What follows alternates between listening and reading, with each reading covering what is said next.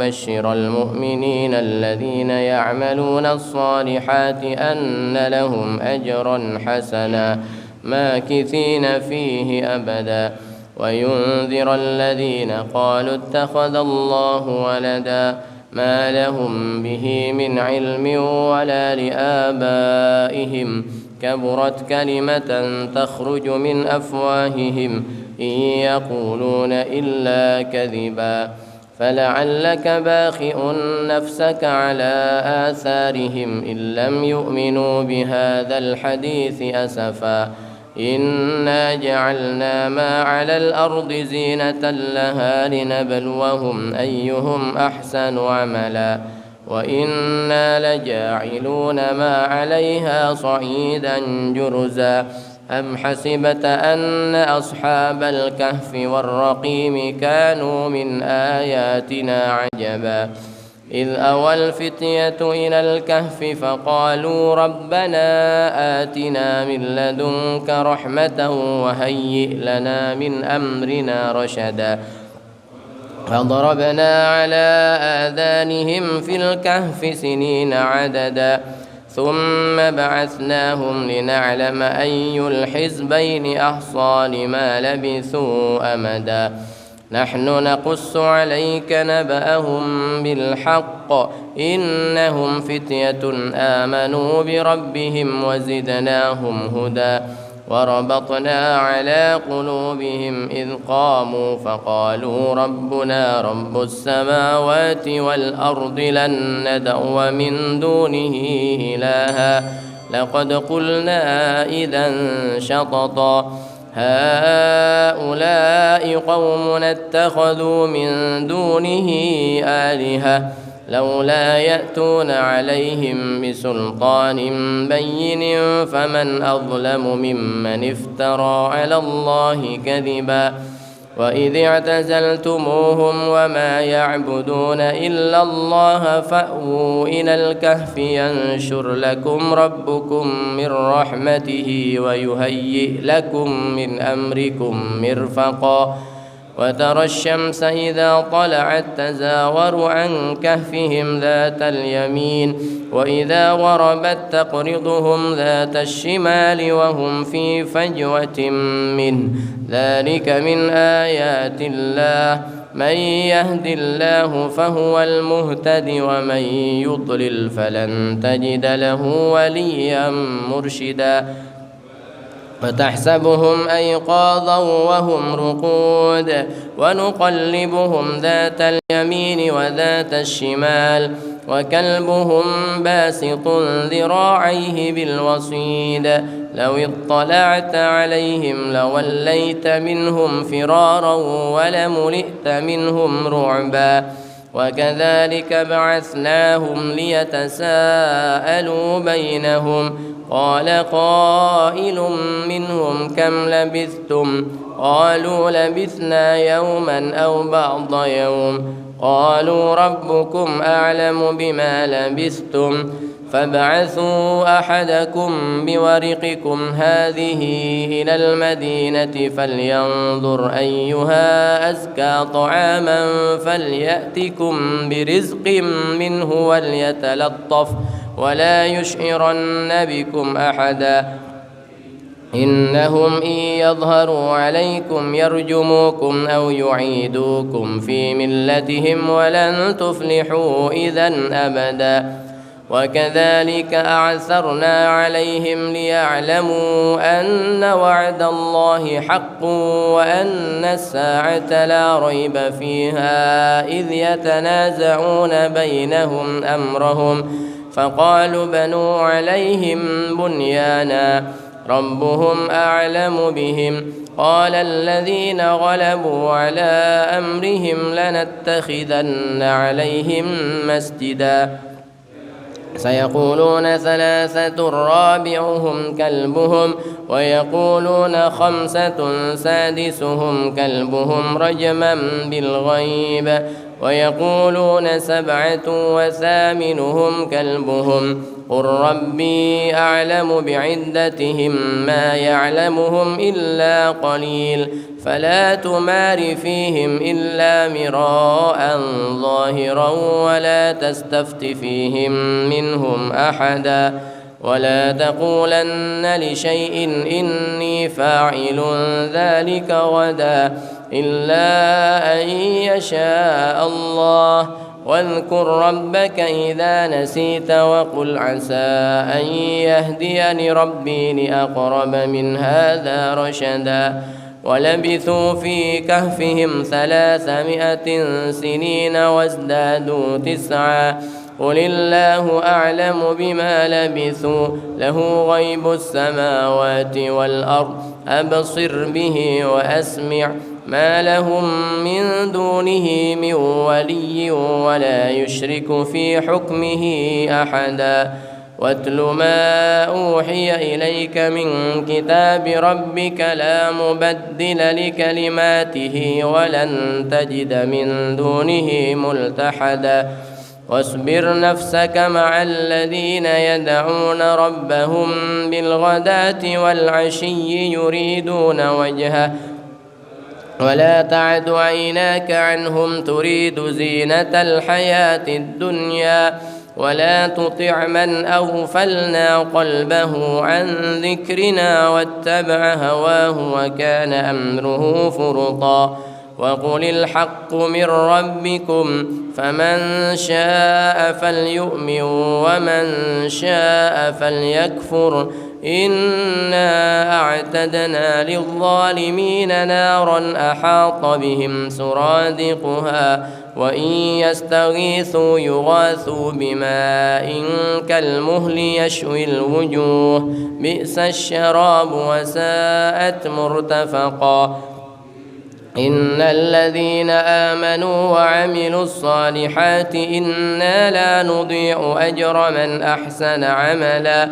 أولئك لهم جنات عدن تجري من تحتهم الأنهار يحلون فيها من أساور من ذهب ويلبسون ثيابا خضرا من سندس واستبرق متكئين فيها على الأرائك نعم الثواب وحسنت مرتفقا واضرب لهم مثل الرجلين جعلنا لأحدهما جنتين من أعناب وحففناهما بنخل وجعلنا بينهما زرعا كلتا الجنتين آتت أكلها ولم تظلم منه شيئا وفجرنا خلالهما نهرا وكان له ثمر فقال لصاحبه وهو يحاوره أنا أكثر منك مالا وأعز نفرا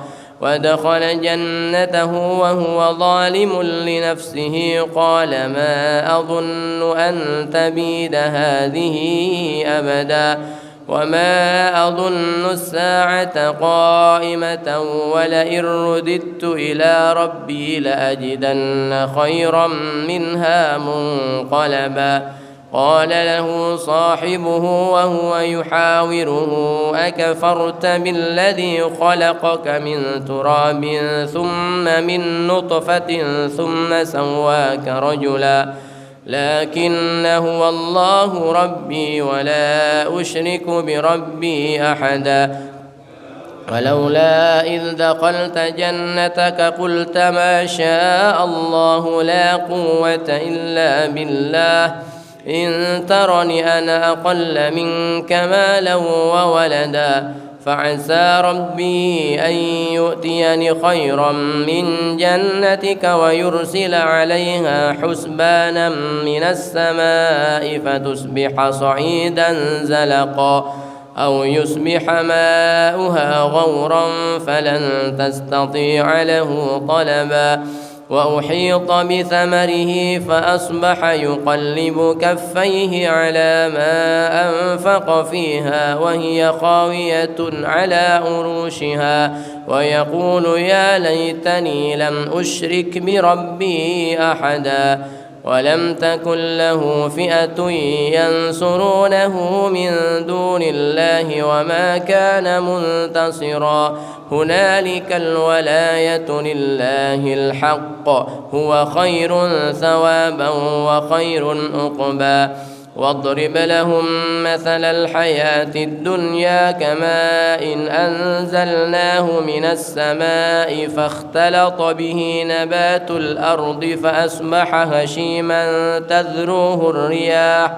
وكان الله على كل شيء مقتدرا المال والبنون زينة الحياة الدنيا والباقيات الصالحات خير عند ربك ثوابا وخير أملا ويوم نسير الجبال وترى الأرض بارزة وحشرناهم فلم نغادر منهم أحدا وعرضوا على ربك صفا لقد جئتمونا كما خلقناكم أول مرة بل زعمتم أن لن نجعل لكم موعدا ووضع الكتاب فترى المجرمين مشفقين مما فيه ويقولون يا ويلتنا ما لهذا الكتاب لا يغادر صغيرة ولا كبيرة إلا أحصاها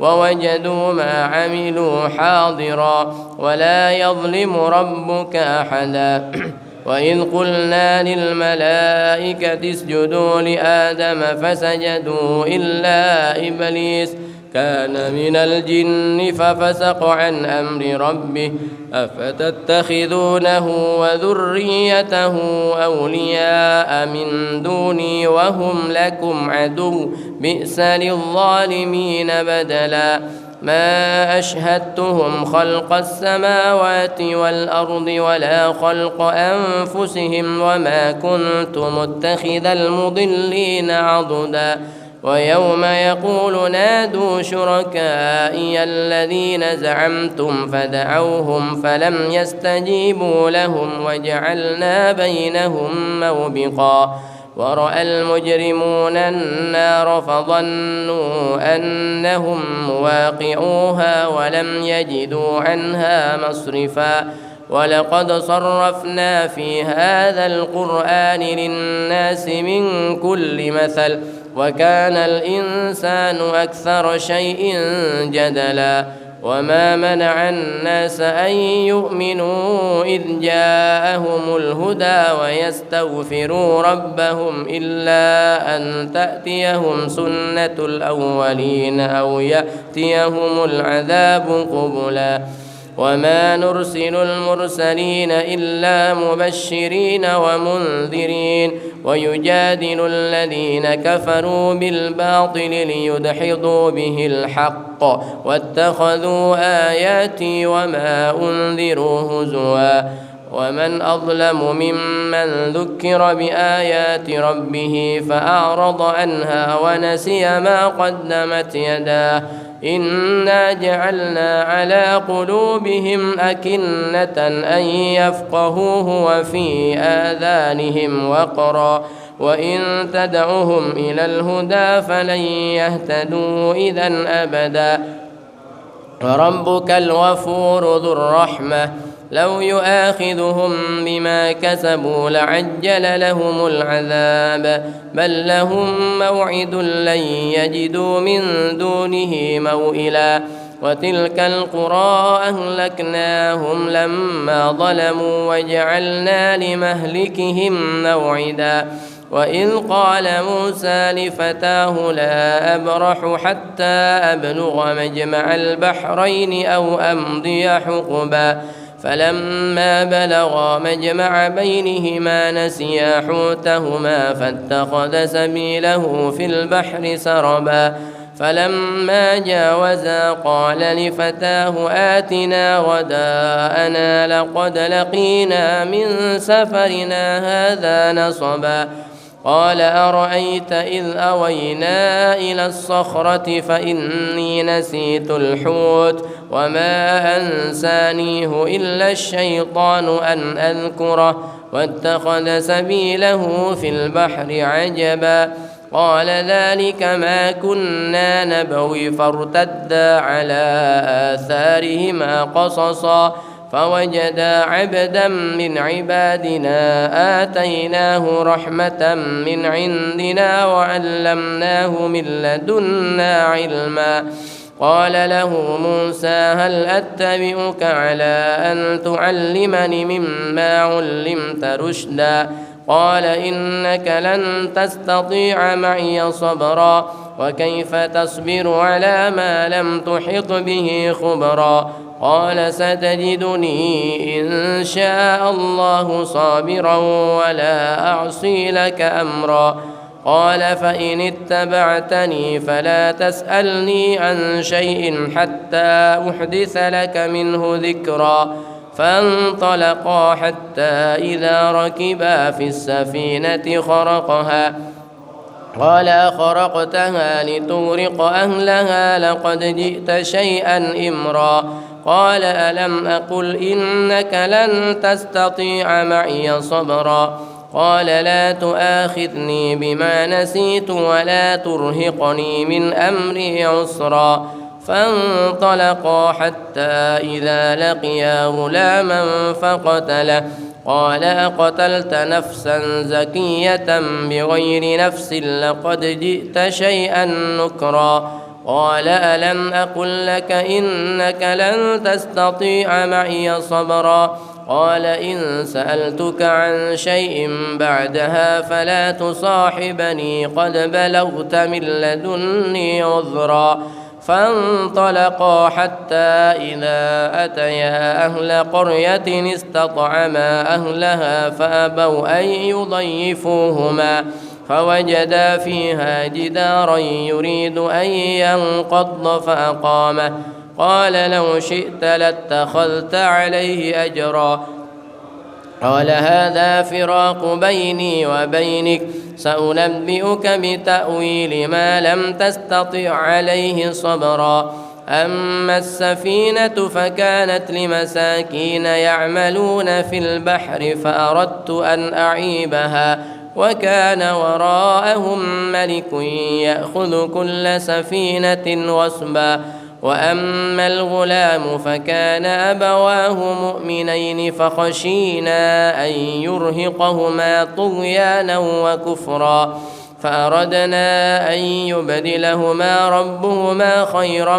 منه زكاة وأقرب رحما وأما الجدار فكان لغلامين يتيمين في المدينة وكان تحته كنز لهما وكان أبوهما صالحا فأراد ربك أن يبلغا أشدهما ويستخرجا كنزهما رحمة من ربك وما فعلته عن أمري ذلك تأويل ما لم تسطع عليه صبرا ويسألونك عن ذي القرنين قل سأتلو عليكم منه ذكرا إنا مكنا له في الأرض وآتيناه من كل شيء سببا فأتبع سببا حتى إذا بلغ مغرب الشمس وجدها تغرب في عين حمئة ووجد عندها قوما قلنا يا ذا القرنين إما أن تعذب وإما أن تتخذ فيهم حسنا قال أما من ظلم فسوف نعذبه ثم يرد إلى ربه فيعذبه عذابا نكرا وأما من آمن وعمل صالحا فله جزاء الحسنى وسنقول له من أمرنا يسرا ثم أتبع سببا حتى إذا بلغ مطلع الشمس وجدها تطلع على قوم لم نجعل لهم من دونها سترا كذلك وقد أحطنا بما لديه خبرا ثم أتبع سببا حتى إذا بلغ بين السدين وجد من دونهما قوما لا يكادون يفقهون قولا قالوا يا ذا القرنين إن يأجوج ومأجوج مفسدون في الأرض فهل نجعل لك خرجا على أن تجعل بيننا وبينهم سدا قال ما مكني فيه ربي خير فأعينوني بقوة أجعل بينكم وبينهم ردما آتوني زبر الحديد حتى إذا ساوى بين الصدفين قال انفخوا حتى إذا جعله نارا قال آتوني أفرغ عليه قطرا فما استطاعوا أن يظهروه وما استطاعوا له نقبا قال هذا رحمة من ربي فإذا جاء وعد ربي جعله دكا وكان وعد ربي حقا وتركنا بعضهم يومئذ يموج في بعض ونفخ في الصور فجمعناهم جمعا وعرضنا جهنم يومئذ للكافرين أرضا الذين كانت أعينهم في غطاء عن ذكري وكانوا لا يستطيعون سمعا أفحسب الذين كفروا أن يتخذوا عبادي من دوني أولياء إنا أعتدنا جهنم للكافرين نزلا قل هل ننبئكم بالأخسرين أعمالا الذين ضل سعيهم في الحياة الدنيا وهم يحسبون أنهم يحسنون صنعا أولئك الذين كفروا بآيات ربهم ولقائه فحبطت أعمالهم فلا نقيم لهم يوم القيامة وزنا ذلك جزاؤهم جهنم بما كفروا واتخذوا آياتي ورسلي هزوا إن الذين آمنوا وعملوا الصالحات كانت لهم جنات الفردوس نزلا خالدين فيها لا يبغون عنها حولا قل لو كان البحر مدادا لكلمات ربي لنفد البحر قبل أن تنفد كلمات ربي ولو جئنا بمثله مددا قل إنما أنا بشر مثلكم يوحى إلي أنما إلهكم إله واحد فمن كان يرجو لقاء ربه فليعمل عملا صالحا ولا يشرك بعبادة ربه أحدا صدق الله العظيم. الفاتحة.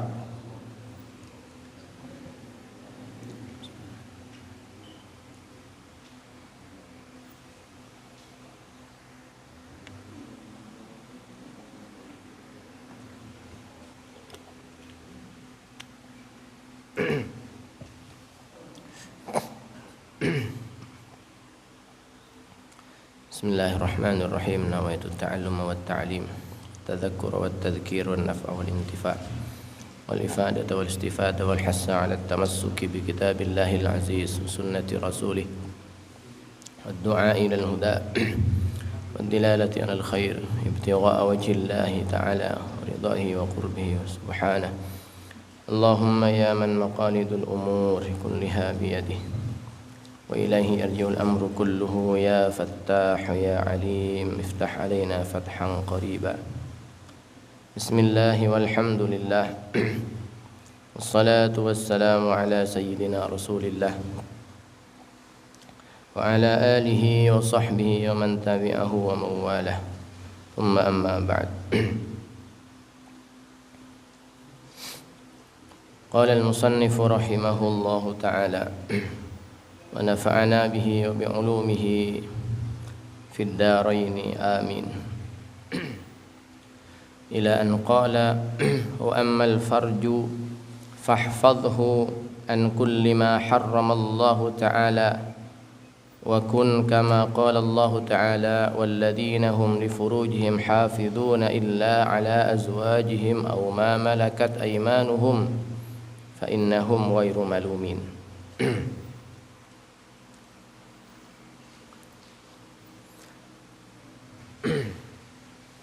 Adapun yang kelima dari 7 anggota tubuh kita yang harus dijaga dari kemaksiatan kepada Allah.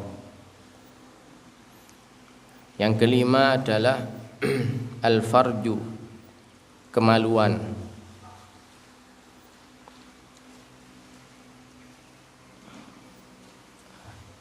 Ini dijelaskan setelah yang keempat kemarin, yaitu al-batn, perut. Karena banyak hal daripada dosa-dosa yang dilakukan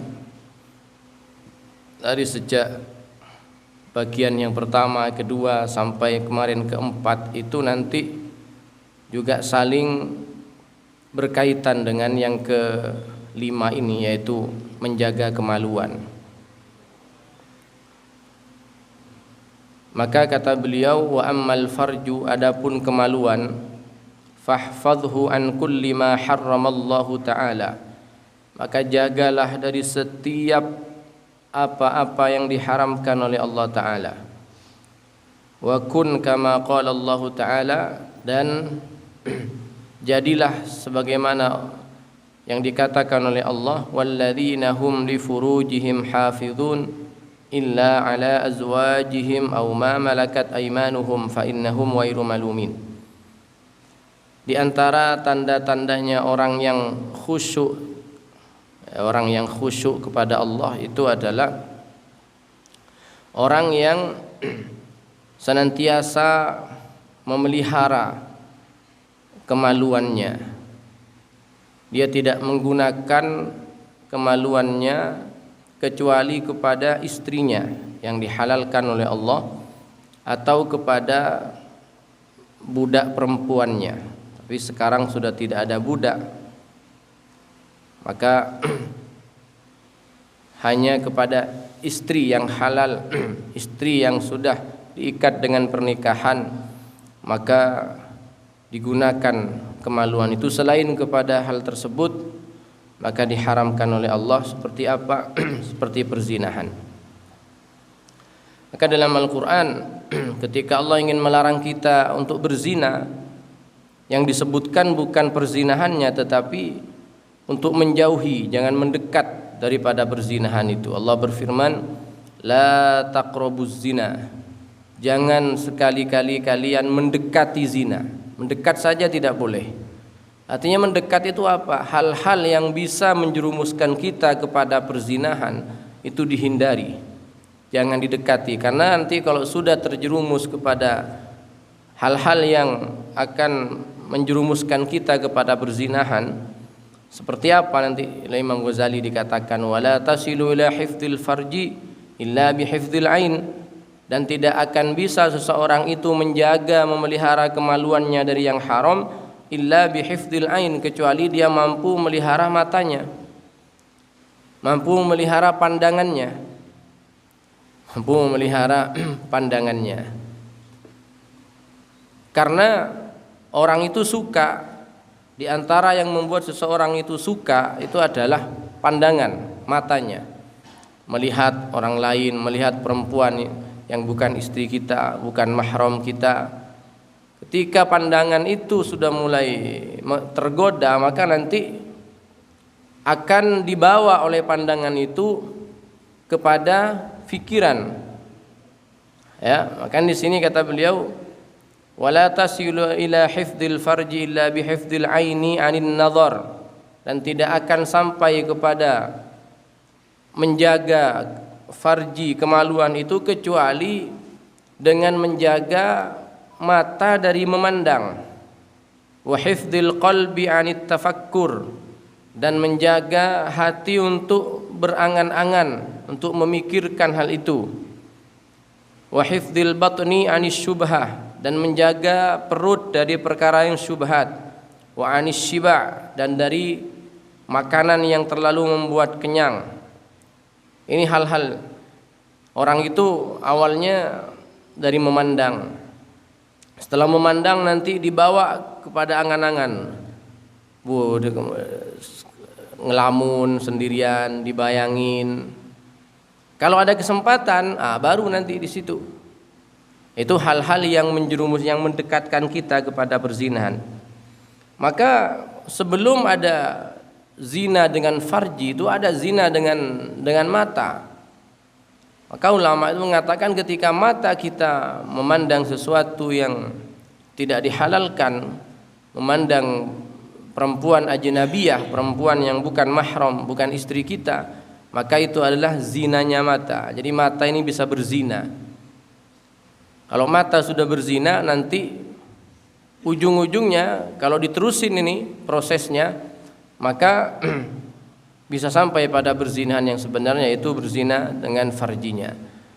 Dan itu perzinahan itu merupakan perzinahan itu merupakan salah satu dari bagian dari dosa besar. Karena ada 5 hal Bapak Ibu. Ada 5 hal yang menjadi tujuan pokok diturunkannya syariat. Ada 5 hal yang menjadi tujuan pokok diturunkannya syariat. Yang pertama yaitu hifdzun nafs, pemeliharaan jiwa. Orang itu wajib memelihara kehidupannya, memelihara jiwanya, tidak boleh dicelakai. Makanya haram bunuh diri, haram bunuh orang lain. Dan itu dosa besar. Karena syariat tujuannya diturunkan untuk melindungi jiwa seseorang. Sehingga setiap perilaku yang bisa mencelakai jiwanya orang lain, baik itu jiwanya sendiri, orang bunuh diri, dosa besar. Ini kan kemauannya sendiri Pak, kan tubuhnya dia sendiri, iya. Tapi bukan kita yang menciptakan. Itu Allah yang boleh membunuh orang, itu hanya yang menciptakannya. Maka tujuan syariat itu diturunkan yang pertama hifdzun nafs, melindungi, memelihara jiwa. Baik jiwanya sendiri ataupun jiwanya orang lain. Sehingga pembunuhan itu merupakan salah satu daripada dosa besar dan ada sanksinya. Di dunia sudah disanksi. Orang yang membunuh maka dibunuh, dikisos. Sebab apa? Loh kalau dikisos itu berarti nanti ada pembunuhan yang kedua. Iya, tapi dengan sanksi yang berat itu. Walakum fil qisasi hayatun. Dalam kisos itu ada kehidupan.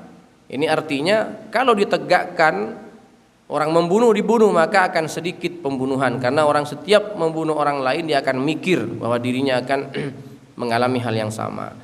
Itu yang pertama ya, hifdzun nafs. Yang kedua, hifdzuddin, memelihara, melindungi hak beragama. Jadi orang itu ketika sudah masuk pada agama, pada Islam harus dijaga, agamanya harus dijaga, kehormatannya tidak boleh dinistakan, tidak boleh dinodai. Untuk menjaga agama, makanya disyariatkan peperangan. Orang yang menghina agama, itu peperangan Rasulullah itu dari sejak perang Badar sampai perang yang terakhir seperti perang perang Tabuk, itu kalau diteliti semua pecahnya perang di zaman Rasulullah itu ada kalanya karena kezaliman orang kafir merampas harta bendanya orang Islam sehingga orang Islam itu melawan, ada kalanya karena melecehkan agama dan menistakan agama.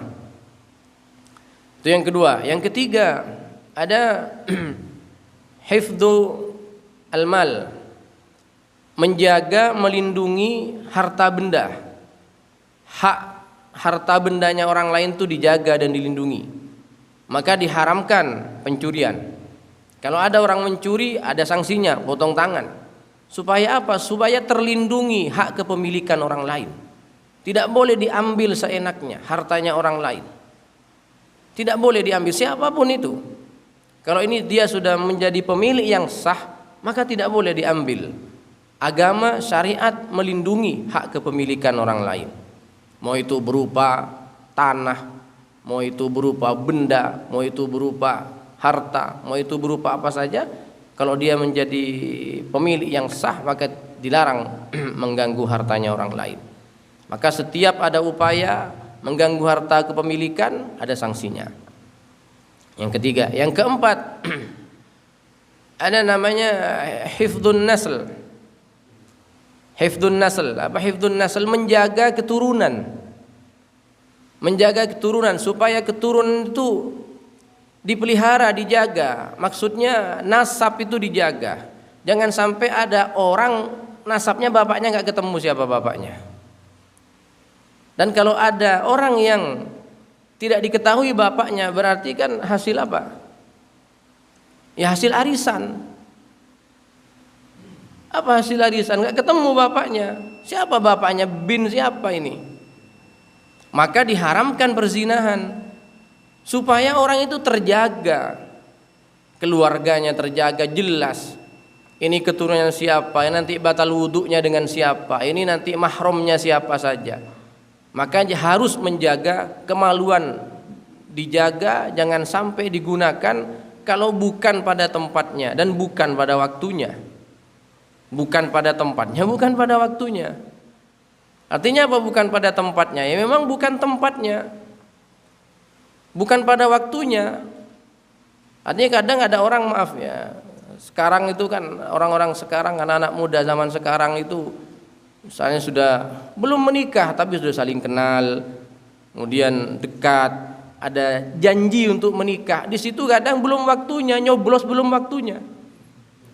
Itu masuk perzinahan. Katanya, oh ini kan udah Pak, kita ini sudah komitmen untuk menikah. Bahkan di beberapa daerah itu untuk ngetes mau nikah dengan dia dihamilin duluan. Katanya kalau dia bisa hamil berarti cocok jadi istri saya. Takutnya saya nikahin, terlanjur nikahin dia ternyata mandul.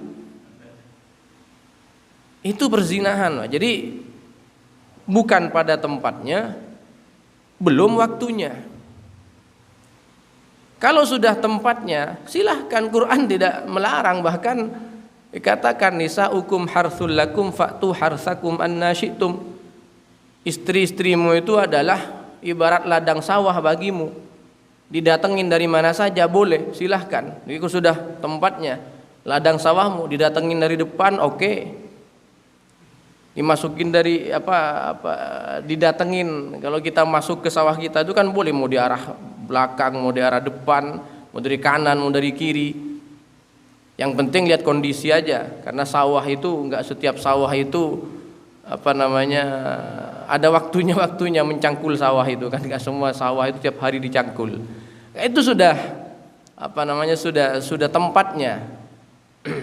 Dan ada waktunya juga. Maka harus dijaga, keturunan harus dijaga. Jangan sampai ada anak lahir bapaknya tidak ketahuan bin siapa, berarti itu hasil daripada perzinahan. Dan nanti kasihan anak-anaknya ini nggak punya salah. Kalau anaknya nggak punya salah, dia sama dengan bayi yang lain yang baru lahir dalam kondisi suci. Yang salah itu yang berdosa orang tuanya, sehingga bapaknya tidak ketahuan siapa ini. Makanya harus dijaga, dilindungi keturunan, yaitu dengan pernikahan. Berarti setiap hal-hal yang mencoreng pernikahan seperti perzinahan, maka itu masuk dalam kategori dosa besar, karena syariat diturunkan untuk menjaga kemurnian keturunan, itu dengan pernikahan. Yang terakhir kan 5 tadi. Yang terakhir hifdzul aql, menjaga, melindungi akal sehat. Yang membedakan kita dengan makhluk Allah yang lain yang berupa binatang, ini akal sehat kita. Jadi kita diberi akal oleh Allah, sementara hewan tidak diberi akal. Bukan otak ya, karena kalau otak sama-sama punya. Kita punya otak, hewan juga punya otak. Kadang otaknya hewan ini banyak dijadikan rebutan. Otaknya kambing itu ya rebutan. Jadi kambing juga punya otak tapi nggak punya akal. Punyanya insting. Insting itu ya kalau dia bisa merasa ini membahayakan saya, dia lari. Kalau manusia punya akal yang bisa berpikir dengan sempurna. Dan akal itu adalah manatut taklif. Orang itu terkena kewajiban, terkena larangan dalam menjalankan syariat ketika akalnya sehat. Wajib sholat kalau dia berakal sehat. Wajib puasa dia berakal sehat. Dia dilarang mencuri karena dia punya akal sehat. Artinya orang yang akal sehatnya tidak berfungsi, artinya dia gila. Dia tidak terkena apa-apa dari syariat itu. Jadi dia nggak sholat dimaafkan, nggak punya akal, disuruh sholat juga percuma. Makanya akal ini yang menjadi patokan orang ini mukallaf atau tidak. Mukallaf itu diantaranya yaitu karena akal yang sehat. Maka setiap satu upaya yang mencederai akal sehatnya manusia, maka itu haram hukumnya. Seperti apa? Seperti minuman keras, alkohol yang bisa membahayakan akal sehatnya seseorang, maka itu masuk dalam dosa besar dan ada sanksinya. Apa yang ingin disampaikan di sini bahwa menjaga kemaluan, menjaga farji untuk tidak melakukan perzinahan itu diantara tugas kita menjaga anggota tubuh yang bernama kemaluan ini, karena masuk dalam 1 dari 5 hal yang menjadi tujuan syariat itu diturunkan. Kata beliau, di antara orang yang bisa merangsang syahwatnya untuk berzina, yaitu dia tidak bisa menjaga perutnya. Makanya kemarin bagian yang keempat menjaga perut, menjaga dari perkara yang halal, artinya menjaga dari perkara yang haram jangan sampai masuk, dari perkara yang syubhat, bahkan walaupun halal jangan sampai berlebihan, karena itu semuanya nanti pengaruhnya kepada syahwatnya. Fa inna hadhihi muharrikatus syahwat. Kata Imam Ghazali, ini semua adalah penggerak-penggeraknya syahwat. Wa magharisuha. Ini yang kelima. Wa ammal yadan. Sekarang anggota tubuh yang bernama tangan. Yang keenam. Di antara salah satu anggota tubuh kita yang harus dijaga. Fahfadhuma an tadriba bihima musliman. Kata beliau, adapun tangan, jagalah dua tangan ini dari apa? Dari memukul dan menyakiti orang lain, orang yang sesama muslim atau sesama manusia. Au tatanawala bihima malan haraman, atau jangan gunakan tangan ini, jaga tangan ini dari mengambil harta yang haram. Tangan saya kan nggak mengambil, Pak, cuma tanda tangan, sama saja, Pak. Au tu'dhiya bihima ahadan, jangan sampai tangan ini menyakiti orang lain. Minal khalqi, daripada makhluknya Allah. Ketika dikatakan jangan nyakitin makhluknya Allah, di sini bukan hanya manusia berarti, Pak. Bukan hanya manusia, karena makhluknya Allah bukan hanya manusia, bisa hewan, bahkan bisa tumbuhan. Itu Rasulullah marah kepada para sahabat tuh kalau nebang pohon itu sembarangan. Ada tata caranya nebang pohon. Ini dalam kondisi perang, Nabi itu memberikan instruksi. Karena perang ini ya orang tuh kalau sudah perang ya kekerasan sudah. Tapi Nabi itu memberikan rambu-rambu. Jangan bunuh anak kecil, jangan bunuh orang tua, jangan bunuh pohon-pohon yang ada di sekitarnya yang tidak punya salah apa-apa. Menjaga tangan dari menyakiti makhluknya Allah.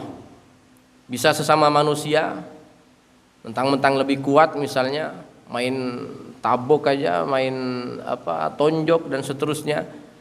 Mentang-mentang punya kekuasaan, main pukul saja orang menggunakan tangan ini.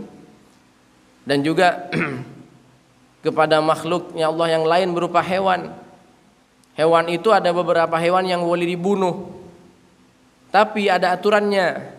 Seperti tikus misalnya, hewan yang membahayakan boleh dibunuh, tapi aturan membunuh hewan yang diperbolehkan untuk dibunuh supaya dibunuh dengan tidak tersiksa, sekali pukul mati. Nah, itu cara membunuh hewan yang memang diperbolehkan untuk dibunuh. Atau kita menyembelih, makanya Nabi itu wa idza dzabhtum fa ahsinudz dzibha wa idza qataltum fa ahsinul qitlah. Kalau kalian membunuh, kata Nabi, perbaikilah cara membunuhnya. Ada tikus, yang paling ngeselin kan tikus, Pak. Kalau udah kena tikus habis semua. Kesel kadang kita. Wah, kadang disiksa aja, liyadukul azab, biar merasakan siksa. Itu nggak punya ketikusan itu namanya. Boleh dibunuh, tapi kalau bisa diusahakan sekali pukul mati sehingga ini hewan ini nggak merasa tersiksa. Kalau sekali pukul nggak mati kok masih belum mati, bunuh lagi, jangan dibiarkan karena dia sudah terlanjur terlanjur sakit. Kalau menyembelih, sembelihlah dengan cara yang baik, pisaunya yang tajam, tidak menyakiti. Jadi tangan kita tidak menyakiti orang lain. Au takhuna bihima fi amanatin aw wadi'atin, dan jagalah tangan ini dari berkhianat terhadap amanah. Kita dititipin sama orang, kita pegang, kemudian berkhianat. Aw wadi'atin, mendapatkan titipan dari orang lain, kita jaga titipannya orang lain, jangan berkhianat. Au taktuba bihima ma la yajuzun nutqu bihi. Ini penting. Jangan jaga tangan ini, kata beliau, dari menulis sesuatu yang enggak boleh diucapkan. Apa yang tidak boleh diucapkan enggak boleh ditulis. Bahkan bahayanya menulis itu lebih parah daripada bahayanya mengucapkan. Orang kalau mengucapkan hanya berupa suara, setelah itu selesai diucapkan, habis, enggak ada orang dengar lagi. Tapi kalau ditulis, selama tulisan itu masih ada, mau orangnya sudah meninggal, tulisannya masih dibaca sama orang, dan tulisannya itu enggak pantas dan enggak boleh bahkan ditulis, itu terus mengalir. Misalnya apa? Mencaci orang. Sekarang kan sepele, mencaci orang, menulis. Kalau orang dulu menulis susah, sekarang orang nulis di status, di media sosial. Selama itu masih ada tulisan itu, dosanya terus mengalir. Ini lebih parah kadang daripada ucapan. Ucapan sekali kita mengucapkan, habis orang sudah nggak dengar. Tapi kalau tulisan itu berbahaya. Makanya di antara menjaga kedua tangan ini, jagalah kedua tangan ini, jangan sampai menulis apapun yang tidak boleh diucapkan. Karena al-qalam ahadul lisanain, tulisan itu salah satu bagian daripada lisan. Orangnya diem, tapi tulisannya tiap hari nulis, bikin gaduh dan seterusnya. Itu sama dengan dia kuar-kuar. Fa innal qalama ahadul lisanain, ini dikatakan. Fahfadhil qalam amma yajibu hifdzul lisan minhu. Baik, ini yang keenam, yang terakhir sekarang, anggota tubuh yang harus dijaga jangan sampai melakukan maksiat. Wa ammar rijlani, sekarang adapun kedua kaki. Dua kaki ini fahfadhuma, jagalah keduanya, an tamshiya bihima ilal harami. Jangan berjalan menggunakan kedua kaki ini kepada perkara yang haram. Au tas'a bihima ila babi sultanin zalimin, atau wirawiri menuju rumahnya, pintunya penguasa yang zalim. Penguasa yang zalim. Wirawiri, kaki ini dibuat wirawiri, datang janjian mampir ke rumahnya penguasa yang zalim. Kalau tujuannya ingin mendekati dia karena kekuasaannya. Beda kalau tujuannya dia ingin menasehati, tapi kan jarang siapa sekarang orang yang berani. Hanya 1001. Oh, saya datang ke dia, saya nasihati Pak dia, saya marahi dia karena kezalimannya. Siapa yang berani? Nah, kalau orang wirawiri itu, kenapa di sini dikatakan jangan sering datang ke rumahnya penguasa yang zalim? Karena orang kalau enggak kuat, bukan dia yang mempengaruhi, tapi dia yang terpengaruh. Minimal dengan perilakunya. Fal masyu ila salatin, kata beliau, karena sering berjalan kepada para penguasa, menuju penguasa az-zalamah yang zalim. Ini catatannya yang zalim ya. Tidak semua penguasa. Min ghairi daruratin, tanpa ada alasan yang darurat. Seperti apa alasan darurat? Ya untuk menasehati dan seterusnya. Wa irhaqin maksiyatun fa innahu tawadu'un wa ikramun lahum. Karena datang ke rumahnya penguasa terlalu sering, sedangkan penguasanya itu zalim, maka itu merupakan kemaksiatan. Kenapa begitu? Fa innahu tawadu'un. Dia sama bertawaduk, dia sama dengan bertawaduk di hadapan mereka. Jadi kalau di hadapan nggih, siap. Nah, padahal yang dia hadapi adalah penguasa yang zalim. Wa qad amara Allah Ta'ala bil iradi anhum. Allah memerintahkan kita untuk berpaling dari mereka. Kalau kita tidak bisa mempengaruhinya dengan kebaikan kita, maka lebih baik, lebih selamat kita menjauh. Atau biasanya orang penguasa yang zalim itu paling tidak mempengaruhi pemikiran kita.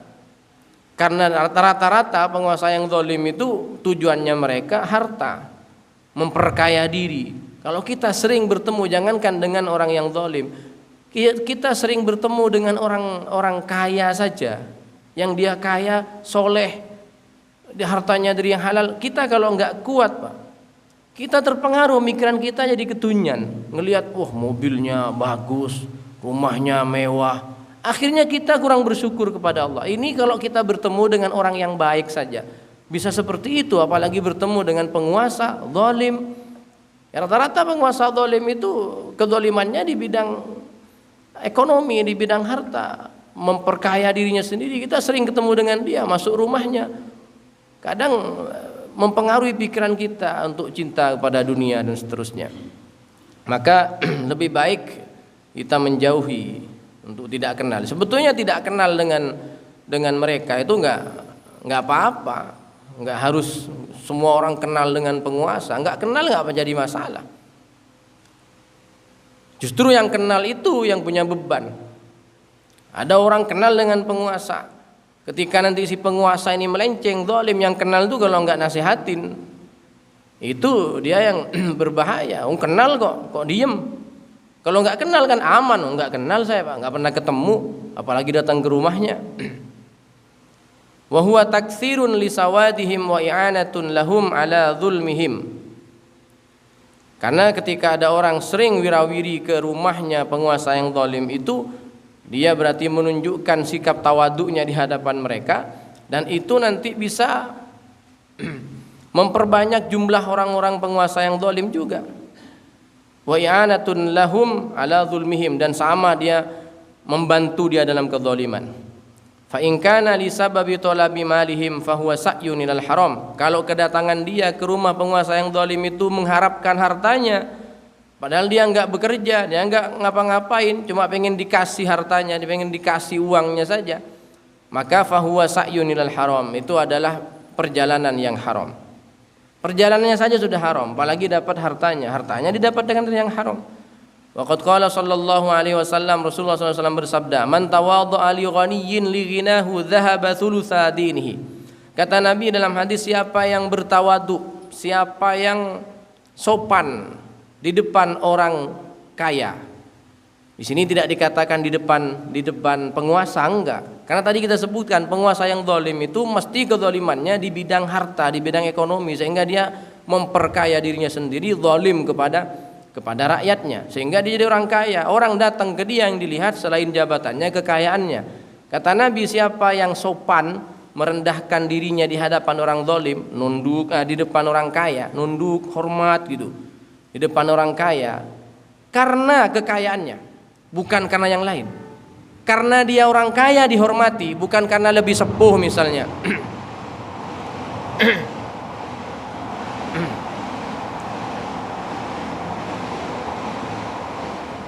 Jadi catatannya, orang sopan di depan orang kaya karena kekayaannya. Beda kalau bukan karena yang lain, misalnya, oh ini karena lebih sepuh Pak dari saya, makanya saya tawadu pada dia. Nggak jadi masalah. Oh karena ini orang terhormat Pak, tokoh di lingkungan saya hormat. Tapi bukan karena kekayaannya. Tapi rata-rata orang kalau sudah nunduk di depan orang kaya pasti karena kekayaannya. Orang kaya itu ngomong apa aja kita, ya siap, nggih Pak.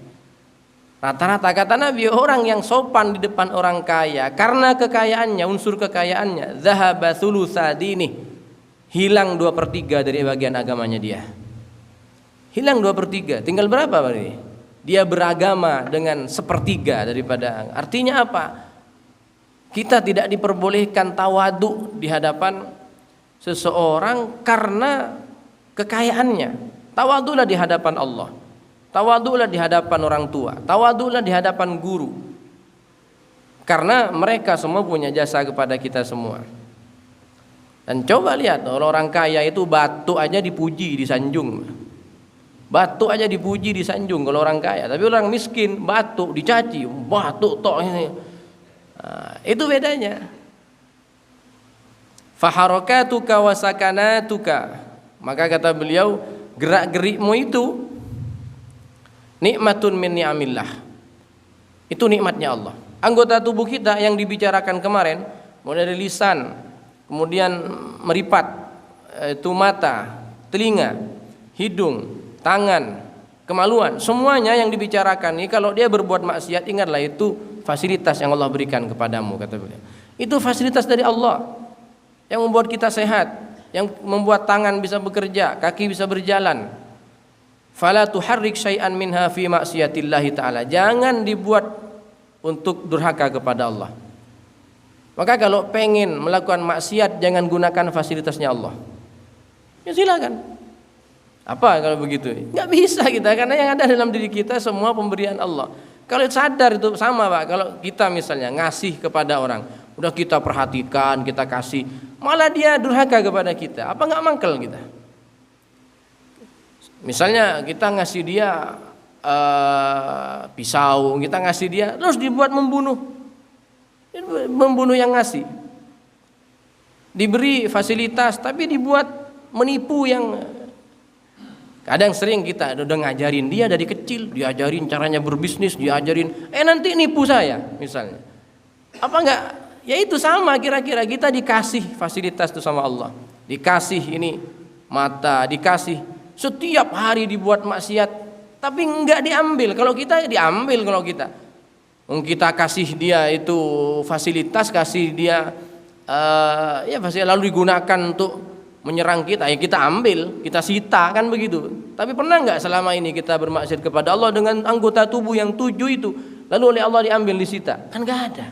Tapi terus saja kita keenakan terus. Maka kata beliau, ingat, setiap apa yang kamu lakukan dengan anggota tubuhmu itu adalah fasilitas pemberian dari Allah. Jangan digunakan untuk durhaka kepada Allah. Fasta'milha fi ta'atillah, gunakan dalam ketaatan kepada Allah supaya yang ngasih enggak marah. Annaka in qassarta fa 'alaika yarji'u wabalahu wa in syammarta fa ilaika ta'udu samaratahu. Kalau kita durhaka melakukan dalam keburukan, maka akibatnya akan ditanggung sendiri. Sebaliknya kalau kita menggunakan dalam kebaikan, maka buah dari kebaikan juga akan kembali kepada kita. Wallahu ta'ala ghaniyun anka. Allah sebetulnya enggak butuh terhadap, jangan dikira Allah butuh pada kebaikan kita, enggak. Semua akan kembali ke kita. Ini semua diberi, kata ini kamu saya beri mata, saya beri telinga, saya beri tangan. Digunakan untuk kebaikan, kembalinya ke kita. Digunakan untuk keburukan juga kembalinya ke kita. Allah enggak butuh. Wa an amalika wa innama kullu nafsin bima kasabat rahinah wa iyyaka an taqul innallaha karimun rahimun yaghfiru dzunubal usah fa inna hadhihi kalimatu haqqin uridu bihal batil. Meskipun ini terakhir ya, karena meskipun Allah itu Maha Pengampun, jangan sekali-kali kamu bilang, kata beliau, bilang begini, Allah kan Maha Pengasih, Allah itu Maha Pengampun, Allah mengampuni dosanya orang yang berdosa. Kata Imam Ghazali, itu adalah kalimat yang benar tapi ditujukan pada kebatilan. Artinya apa? Jangan sampai punya alasan karena Allah Maha Pengampun lalu kita meremehkan dosa. Meremehkan dosa dengan alasan Allah Maha Pengampun. Wa sahibuha mulaqqabun bil hamaqah. Orang seperti ini orang yang dungu, kata beliau. Bi talqibi Rasulullah yang memberikan gelar seperti itu. Haitsu qala, Nabi bersabda, al-kayyisu man dana nafsahu wa amila lima ba'dal maut wal ahmaq man atba'a nafsahu hawahu wa tamanna 'ala Allahil amani. Orang yang cerdas itu adalah orang yang memikirkan tentang amaliyah yang bisa dia ambil nanti kebaikannya setelah mati. Dan orang yang dungu, kata Rasulullah, orang ahmak itu dungu, melebihi daripada bodoh. Man atba'a nafsahu, dia orang yang mengikuti keinginan nafsunya, wa tamanna 'ala Allahil amani, dan dia berharap untuk berangan-angan, berandai-andai untuk mendapatkan balasan yang baik. Pekerjaannya buruk, ingin mendapatkan balasan baik. Itu orang yang dungu. Pekerjaannya buruk, ingin dapat balasan yang baik. Wa'lam, ketahuilah anna qaulaka hadza yudahi qaula man yuridu an yasira faqihan fi ulumiddin fashtaghala bil batalah. Sama, kata beliau, orang ini sama dengan pengen alim tapi dia tidak mau belajar. Wa qala innallaha karimun rahim. Allah kan maha memberi, Allah bisa saja mencerdaskan saya, Allah bisa saja membuat saya pintar, tapi nggak belajar. Qadirun ayyufidha ala qalbi. Bisa saja saya dapat ilmu laduni tanpa saya harus belajar, tapi mana mungkin terjadi hal seperti itu. Baik, saya kira ini yang bisa kami sampaikan. Waktunya sudah masuk nih, waktu isyraq. Mari kita tutup dengan doa di akhir majelis. Bismillahirrahmanirrahim. Alhamdulillahirabbil alamin. Allahumma shalli wa sallim wa barik ala sayyidina Muhammad wa alihi wa sahbihi ajmain. Allahumma inna nastaudi'uka ma qara'nahu fi hadzal majlis wa ma qablahu wa ma ba'dahu fahfadhhu alaina hatta taruddahu ilaina wa tahtiyajna ilaih ya arhamar rahimin ya arhamar rahimin ya arhamar rahimin. Sallallahu ala sayyidina Muhammadin nabiyil ummi wa ala alihi wa sahbihi ajmain walhamdulillahi rabbil alamin. Subhanakallahumma bihamdik asyhadu an la ilaha illa anta astaghfiruka wa atubu ilaik. Al-afwu minkum. Assalamualaikum warahmatullahi wabarakatuh.